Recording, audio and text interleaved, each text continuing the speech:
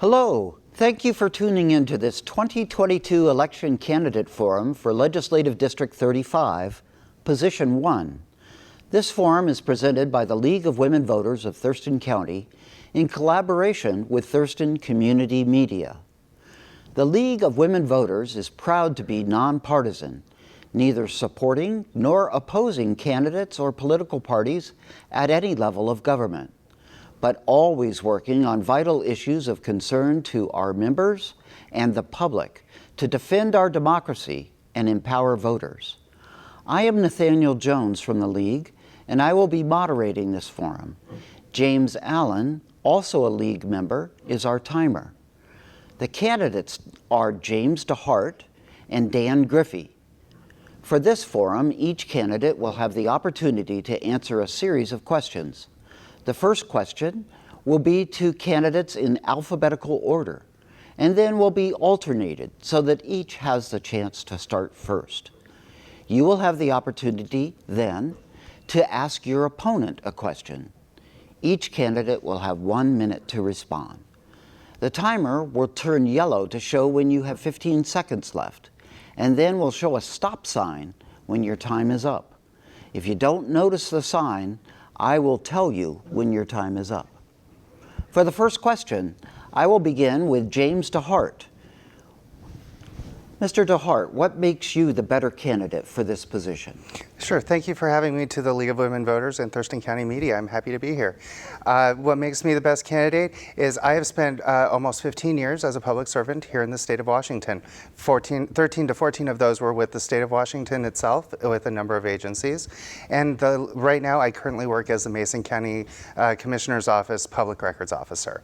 And in that time, I have kept transparency as one of the biggest parts of my campaign, as my working life. And I make transparency now as a big part of my campaign as well.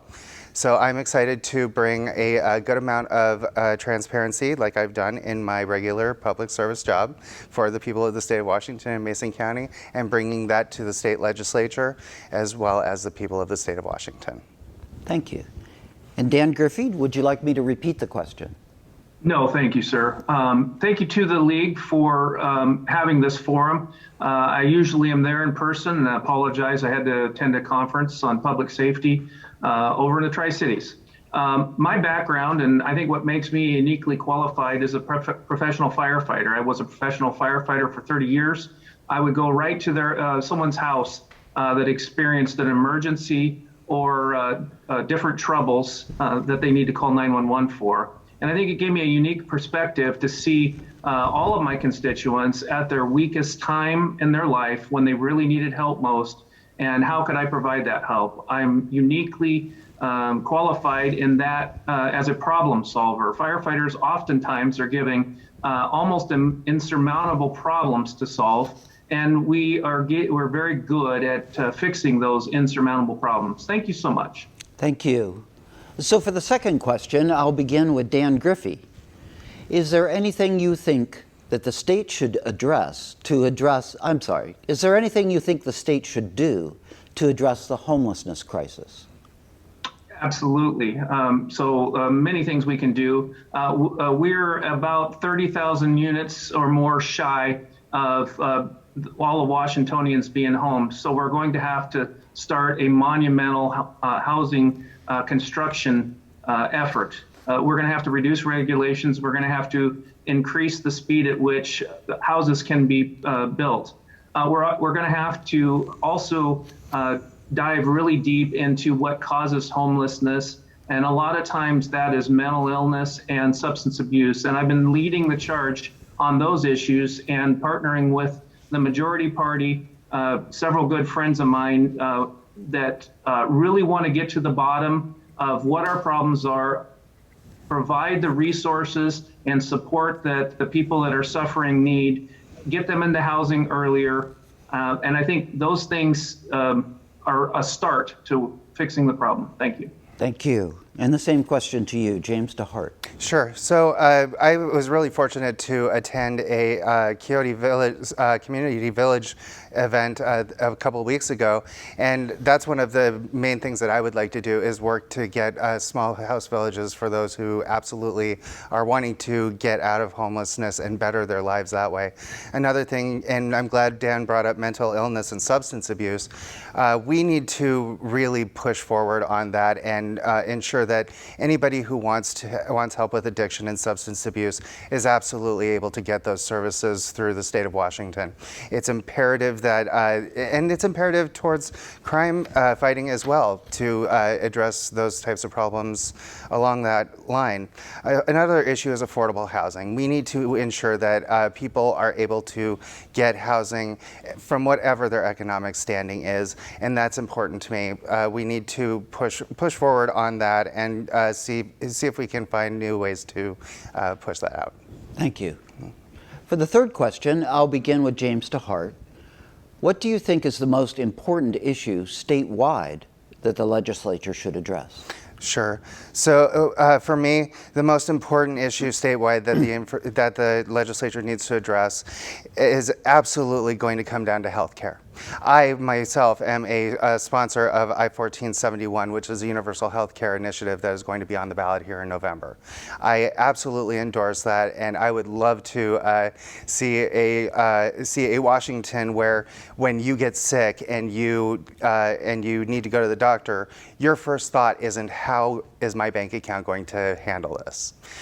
So, too often we put our bank accounts before our own health when it comes to health care, and Washington needs to be a leader in this country on universal health care, so I'm going to fight as hard as I can for people to be able to go to the doctor and go home without a bill looming over their head and the possibility of either bankruptcy or going into collections that could ruin your credit. Those things are incredibly important to the people of the state of Washington, and I'm glad to endorse that. Thank you. Dan Griffey? Yeah, so the thing that we need to work on in Washington State the most is public safety, and among the largest issue that we have to deal with is the fentanyl crisis that we are seeing. Right now the drug dealers are actually pressing fentanyl into very colorful looking Pez-style candy shapes, and they're killing literally our children and those that are most vulnerable. But the terrible police reform or lack thereof reform bills that were passed by the majority party have emboldened criminal behavior. Murders are at a record rate in Washington State. Property crimes are at a record rate. People do not feel safe in their communities and their homes. And the best way for us to have a prosperous and supportive and nurturing society where everyone can thrive in is to make sure they're safe in their homes. Thank you. Thank you. The fourth question goes first to Dan Griffey. Please describe whether there is state legislation you would support regarding reproductive choices and why. So I have helped a few things. I'm pro-life, and I have absolutely never ran away from that, but I have helped because of my work on eliminating the statute of limitations on felony sex crimes, and my attempt to make sure that Washington State's in a posture, at least, to end sex crimes in Washington. I've worked with making sure that 12-month over-the-counter birth control prescriptions can be obtained by anyone looking for those services. Also, that the healthcare services that they need are there and provided for. And I think what we need to do is make sure that we don't have to do abortions, or that our females do not have to have abortions, that we provide them all the services up front. Thank you. And the same question, James DeHart. So our governor at the fall of Roe v. Wade this year has said that it's this upcoming legislative session, he's planning on introducing a constitutional amendment to put the right to reproductive health into the state constitution. As it stands right now in RCW 9.02, safe and legal abortion is permitted under that statute. However, that could be repealed at a moment's notice if the tables turn. And so I would like to make sure that people aren't worried that they could possibly have those rights taken away from them at any given time. Right now, 13 states are outright banning abortion. And Washington State has led on this subject since 1970. In 1972, Roe v. Wade was handed down. So it's time for Washington to enshrine safe, legal reproductive care into the Constitution so our citizens do not have to worry about that being taken away from them. Thank you. The fifth question goes first to James DeHart. A major carbon pricing bill passed the legislature in 2021, the Climate Commitment Act. Please tell us your understanding of how it works and whether you think the legislation was a good idea. So the way I believe it works is that we charge people per the carbon that they introduce into our atmosphere and the pollution that they do to our environment. It's meant as a deterrent primarily to get them to figure out different ways of conducting business that does not do damage to the environment. So I find this a really interesting way to, number one, get some tax revenue, but also save our environment. Right now, Florida was just hit with the largest hurricane on record, and it's going to take months, if not years, to rebuild that. Our climate is crying out for help, and it's saying, we need to do something now, not later, now. And it is just a bit of time until even worse climate disasters hit our great state. So I love the fact that Washington State is a leader on this, and I plan to keep on doing that so we can have our climate, our environment for generations to come. Thank you. Thank you. Dan Griffey, same question. The climate commitment bill actually charges the energy producers in Washington State a tax, is all it does. That is passed through to every Washingtonian who is suffering under crippling inflation right now. It was a bad idea. What we have to do is exercise our carbon sequestration machine that we have in Washington. We have the trees is a major commodity export and a commodity that we use in Washington State. They absorb carbon at an incredible rate. That carbon is locked into those trees. We mill those logs and produce low cost housing. And so we need to really redouble our efforts in our carbon sequestration, and instead of taxing people in a terrible time, to tax them when inflation is at a record level and people are struggling. Thank you. Thank you. The next question goes first to Dan Griffey. Are there any other issues or matters you would like to bring to the attention of voters? Yeah, absolutely. So we must get on top of our criminal justice system right now. We need to bring back proactive policing so we can catch the emboldened criminals before the activity happens.